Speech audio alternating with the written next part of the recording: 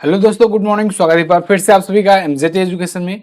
दोस्तों आज है 5 मई। आज की वीडियो में हम लोग बात करेंगे 5 मई 2023 के मोस्ट इंपोर्टेंट करंट अफेयर के क्वेश्चंस के बारे में। पूरी वीडियो ध्यान से देखिएगा, पूरी वीडियो डिटेल में आपको समझाई गई है। अगर वीडियो पसंद आए तो वीडियो को लाइक और शेयर जरूर करना। चैनल पर नए आए हो चैनल को सब्सक्राइब करके बेल आइकन को प्रेस कर लो, जिससे आने वाली वीडियोज का नोटिफिकेशन आप तक पहुंचता रहे। चलिए कल का क्विकली रिवीजन कर लेते हैं पहले, फिर आज की करंट अफेयर देखेंगे। विश्व प्रेस स्वतंत्रता दिवस यानी वर्ल्ड प्रेस फ्रीडम डे मनाया गया 3 मई को। और संयुक्त राष्ट्र ने अपने प्रमुख पुरस्कार सच्चाई और जवाबदेही के प्रति प्रतिबद्धता के लिए नीला फेर हमीदी, एला हे मोहम्मदी और नरगिस मोहम्मदी, इन 3 ईरानी महिला पत्रकारों को दिया है। ये तीनों फिलहाल अभी जेल में बंद हैं। और विश्व प्रेस स्वतंत्रता सूचकांक में भारत 161वें स्थान पर आ गया है। 150वें से गिर करके 161वें पर आ गया है। टॉप पर नॉर्वे है। आर्टिफिशियल इंटेलिजेंस के जनक माने जाने वाले जेफरी हिंटन ने गूगल से इस्तीफा दे दिया है। और अब इन्होंने कहा है कि अब अपना जीवन जो बाकी का है उसमें आर्टिफिशियल इंटेलिजेंस के खतरों के बारे में ये अवेयरनेस फैलाएंगे। अमिताभ कांत जो कि नीति आयोग के पूर्व सीईओ थे, इन्होंने made in India 75 year of business and enterprises नाम से एक बुक लिखी है। और वहीं सुप्रीम कोर्ट ने तलाक के लिए 6 महीने का वेटिंग पीरियड हटा करके 0 डेज कर दिया है। डब्ल्यूईएफ की रोजगार का भविष्य की रिपोर्ट जो आई है उसके अनुसार अगले 5 सालों में भारत में ग्लोबल लेवल पर रोजगार बदलने की दर 22% होगी। यानी 22% एम्प्लॉयमेंट का जो तरीका है वो चेंज हो जाएगा फ्यूचर में। अभी हाल में वित्त मंत्रालय ने विवाद से विश्वास योजना शुरू की है एमएसएमईज के लिए। और लुका ब्रेसल ने स्नूकर चैंपियनशिप का खिताब जीत लिया है, विश्व स्नूकर चैंपियनशिप। समाजवादी नेता पंडित रामकिशन जी को उनके योगदान के लिए शताब्दी पुरुष की उपाधि से सम्मानित किया गया है। अब ये टॉप 10 करंट अफेयर के क्वेश्चन थे कल की वीडियो से, जिनका आपने किया रिवीजन। बात करेंगे अब आज की करंट अफेयर की। तो पहला क्वेश्चन है, हाल ही में जारी फोर्ब्स की सूची के अनुसार दुनिया के सबसे ज्यादा कमाई करने वाले खिलाड़ी कौन बने। तो देखो फोर्ब्स ने एक लिस्ट जारी की है जिसके अनुसार ये बताया है कि टॉप 10 वो खिलाड़ी कौन हैं जो सबसे ज्यादा कमाई किए हुए हैं। तो इसमें देखो टॉप पर हैं क्रिस्टियानो रोनाल्डो, सेकंड पर लियोनल मेसी हैं और थर्ड पर हैं केलियन एम्बापे। यहाँ पर देखिए एनडीटीवी का आर्टिकल है आपके सामने। हाईएस्ट पेड एथलीट जो है वर्ल्ड के हो गए हैं क्रिस्टियानो रोनाल्डो। और इसके बाद ये फॉलो इनके साथ ही साथ लियोनल मेसी, केलियन एम्बापे वगैरह ये लोग इनके नीचे लिस्ट में है जो फॉलो कर रहे हैं। ठीक है, तो यहाँ पर देखिए क्रिस्टियानो रोनाल्डो ने 136 मिलियन डॉलर कमाए हुए हैं पिछले 12 महीनों में। सेकंड पर लियोनल मेसी हैं 130 मिलियन डॉलर कमाई के साथ। थर्ड पर हैं केलियन एम्बापे। ये ये वो पैसा है जो ये लोग मैच फीस पर चार्ज वगैरह किए हुए हैं, साथ ही साथ जो और इनका एंडोर्समेंट वगैरह मिलता है। फोर्ब्स ने यह भी बताया है कि अगर केवल टॉप के 10 को देख लिया जाए ना, टॉप 10 को ही अगर देख लिया जाए खिलाड़ियों की, तो वो सभी मिलकर के 12 महीनों में 1.1 बिलियन डॉलर कमा लिए हैं।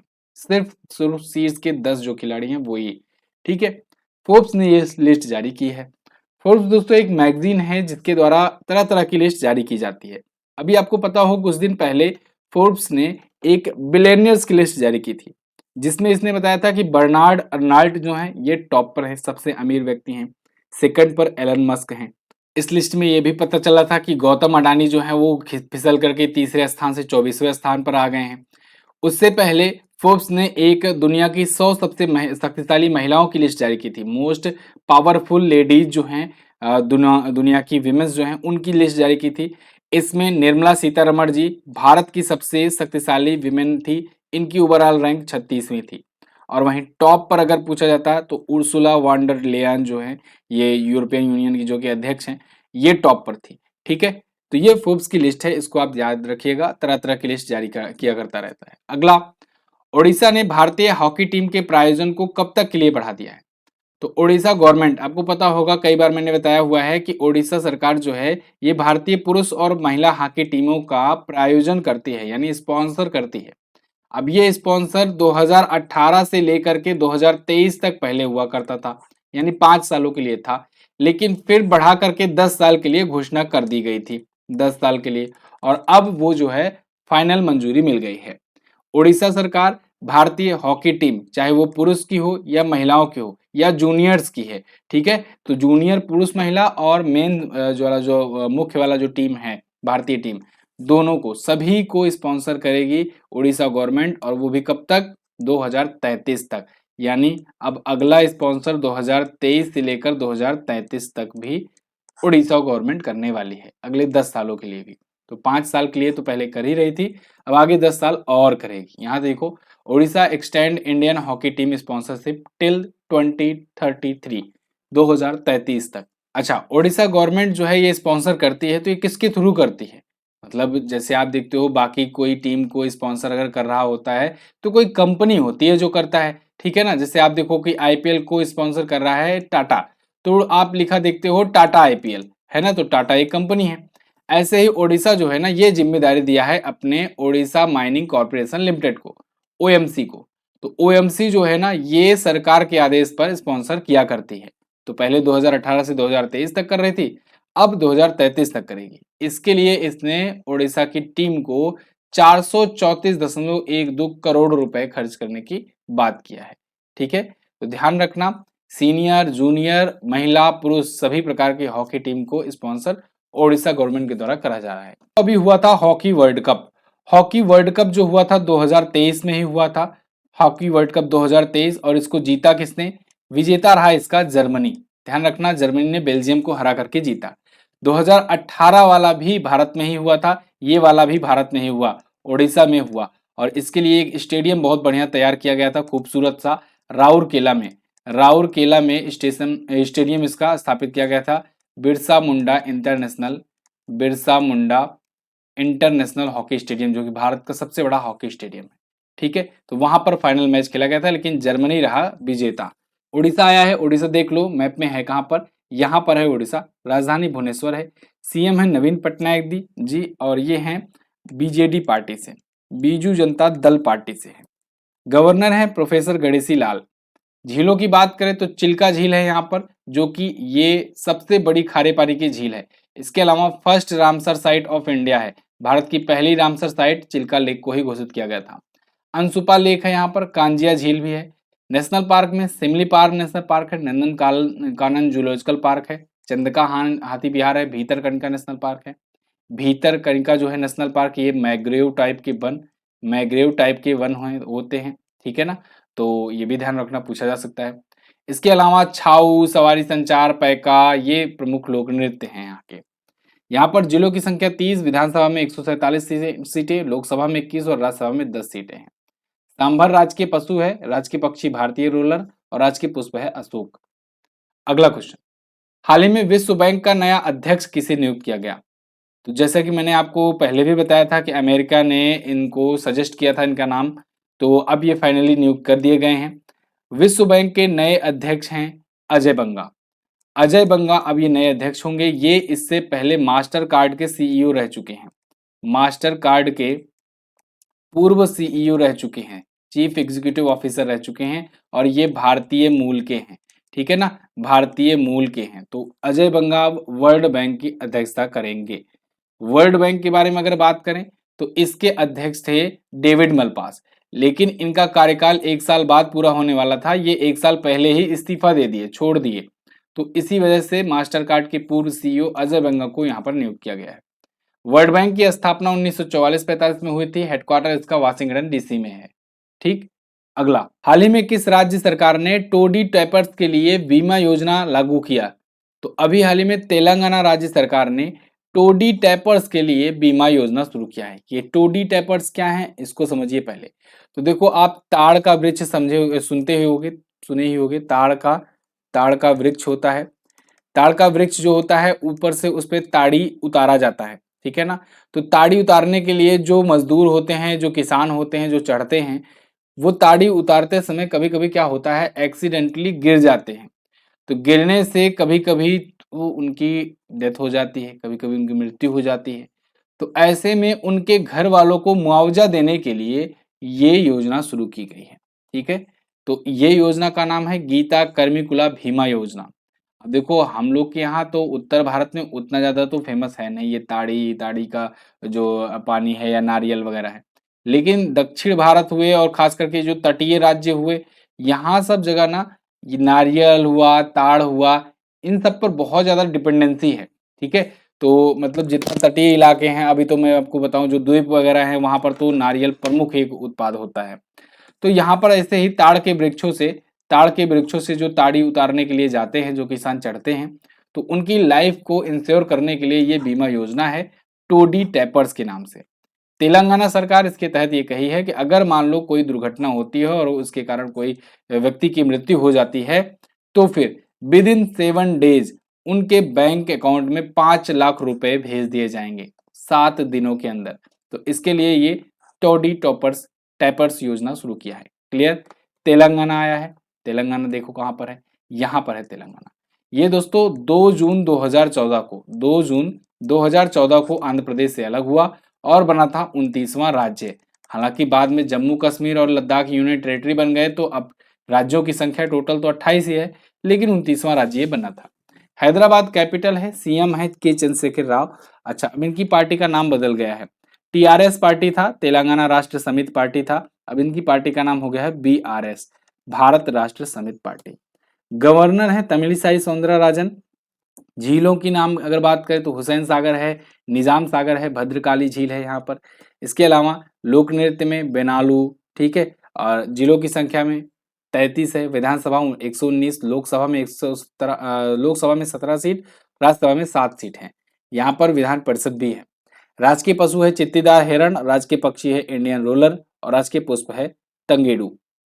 अगला क्वेश्चन, राष्ट्रीय विनिर्माण नवाचार सर्वेक्षण के अनुसार कौन सा राज्य है जो सबसे अभिनव राज्य का स्थान पाया है? तो दोस्तों राष्ट्रीय विनिर्माण नवाचार सर्वेक्षण अभी सूचकांक जारी किया गया है और इसमें है कर्नाटक टॉप पर। ठीक है, मोस्ट इनोवेटिव स्टेट के रूप में कर्नाटक टॉप किया हुआ है। यहाँ पर देखिए आर्टिकल है इंडियन एक्सप्रेस का, Karnataka most innovative state in manufacturing followed by Telangana and Tamil Nadu. Top पर कर्नाटक है, सेकंड पर तेलंगाना है, थर्ड पर है तमिलनाडु। इसमें यह भी बताया गया है कि सबसे लास्ट में अगर पूर्वोत्तर राज्यों को छोड़ दें तो सबसे लास्ट में बिहार है बड़े बड़े राज्यों में। ठीक है, पूर्वोत्तर राज्यों की स्थिति थोड़ा सा गड़बड़ है, लेकिन उसमें भी असम जो है वो ठीक ठाक कंडीशन में है। पूर्वोत्तर राज्यों में असम को छोड़ दें अगर, तो बाकी पूर्वोत्तर राज्य नीचे हैं। इसके अलावा अगर मेन राज्यों में अगर बात करें तो उसमें बिहार सबसे नीचे है। वैश्विक नवाचार सूचकांक की अगर बात करें जो ग्लोबल इनोवेशन इंडेक्स आती है ऐसे ही रिलेटेड, तो उसमें भारत की रैंक पिछली बार 40वीं थी 2022 वाली रैंकिंग में। ठीक है, अगला है हाल ही में अंतर्राष्ट्रीय अग्निशामक दिवस कब मनाया गया? International fire fighters day. तो ये दोस्तों मनाया गया 4 मई को। 4 मई को प्रत्येक वर्ष इंटरनेशनल फायर फाइटर्स डे मनाया जाता है। यहाँ पर देखिए फायर फाइटर्स वो होते हैं जब आग लगती है तो जो कर्मचारी, जो दमकल वाले कर्मचारी आते हैं ना, जो आग बुझाने का काम करते हैं, जो ऑफिसर्स आते हैं, उन्हें फायर फाइटर्स कहते हैं। तो उनके महत्व के बारे में बताने के लिए कि उन्होंने क्या योगदान दिया है, कितनी जानें बचाई हैं, बहुत बड़ी बड़ी जब ऐसी घटनाएं हो जाती हैं तो वहां पर ये लोग जान जोखिम में डाल करके लोगों की मदद करते हैं, वहां से इवैक्यूएट करते हैं, लोगों की संपत्तियां भी बचाते हैं, जान भी बचाते हैं। तो इसके लिए 1999 में ये दिवस को मनाए जाने की शुरुआत हुई, अंतर्राष्ट्रीय अग्निशमन दिवस, इंटरनेशनल फायर फाइटर्स डे। अगला क्वेश्चन, यूनाइटेड किंगडम के अगले सम्राट राजा चार्ल्स तृतीय का राज्याभिषेक कब किया जाएगा? तो दोस्तों अब ब्रिटेन के राजा चार्ल्स का राज्याभिषेक का समय आ गया है। कल यानी 6 मई को राजा चार्ल्स तृतीय, मतलब किंग चार्ल्स तृतीय कहें इनको, इनका राज्याभिषेक किया जाएगा। ब्रिटेन के ये नेक्स्ट होंगे मोनार्क, नेक्स्ट होंगे किंग। ठीक है, अभी तक तो ये प्रिंस थे, प्रिंस रहते रहते ये बूढ़े हो गए। कारण था इनकी मम्मी एलिजाबेथ द्वितीय जो हैं वो 70 साल तक, 70 सालों तक ये राज की। ठीक है, वो थी महारानी एलिजाबेथ द्वितीय। जब उनका निधन हुआ पिछली साल, उसके बाद ये प्रिंस से बने किंग, लेकिन अभी किंग बने थे तो राज्याभिषेक अभी तक नहीं हुआ था। अब राज्याभिषेक की डेट क्लियर हो गई है, 6 मई को राज्याभिषेक इनका होने जा रहा है, किंग चार्ल्स द थर्ड की। क्लियर है, तो ब्रिटेन की ये हैं। ठीक है, अब एलिजाबेथ द्वितीय 70 साल तक शासन की थी। अच्छा, ये दूसरी सबसे ज्यादा शासन करने वाली ये शासक बनी है। सबसे ज्यादा लुई 14वें ने शासन किया है, लुई 14वें ने शासन किया है सबसे ज्यादा, ये 74 वर्षों तक शासन किए थे। ठीक है, और दूसरी सबसे ज्यादा शासन करने वाली एलिजाबेथ द्वितीय थी। अगला, business and human rights report centre द्वारा जारी एक रिपोर्ट के अनुसार मानव अधिकारों और श्रम कार्यकर्ताओं के लिए दुनिया में सबसे खतरनाक स्थानों में शीर्ष पर कौन है? तो इसमें टॉप पर है ब्राजील।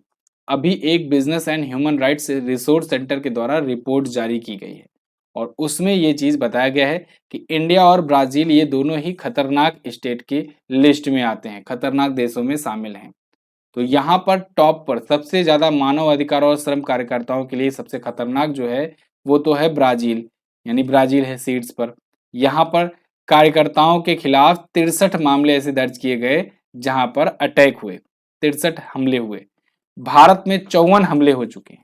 मैक्सिको 44 हमलों के साथ तीसरे स्थान पर रहा है।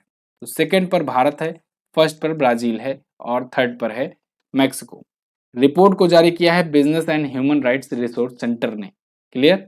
अगला, हाल ही में वोडाफोन के सीईओ के रूप में किसे नियुक्त किया गया? तो वोडाफोन की नई सीईओ बन गई हैं दोस्तों मार्गरेटा डेला। मार्गरेटा डेला को नया सीईओ नियुक्त किया गया है वोडाफोन के द्वारा। अभी तक ये अंतरिम सीईओ थी और अब इनको परमानेंट कर दिया गया है। इनके पास 30 सालों तक का अनुभव है वोडाफोन में काम करने का। वोडाफोन के अभी निक रीड ये इस्तीफा दे दिए थे दिसंबर 2022 में, वोडाफोन ग्रुप छोड़ दिए थे। तो अब इनकी जगह पर ये अंतरिम सीईओ नियुक्त थी, उसके बाद अब इनको परमानेंट कर दिया गया है। वोडाफोन की बात करें तो इसकी स्थापना 1984 में हुई थी। हालांकि इसका नाम वोडाफोन पड़ा 1997 में और लंदन में इसका हेडक्वार्टर है। इंडिया में आप देखो आइडिया और वोडाफोन मर्ज हो चुका है। आइडिया और वोडाफोन जो है ये मर्ज हो चुका है और इसका नाम हो गया है, इसका नाम जो हो गया है वो हो गया है वीआई। क्लियर है? अगला, हाल ही में किस राज्य सरकार ने स्पीति की महिलाओं के लिए 1500 रुपए मासिक प्रोत्साहन की राशि को मंजूर किया? तो दोस्तों अभी हाल ही में हिमाचल प्रदेश राज्य सरकार ने स्पीति की महिलाओं के लिए 1500 रुपए मासिक प्रोत्साहन राशि को मंजूरी दी है।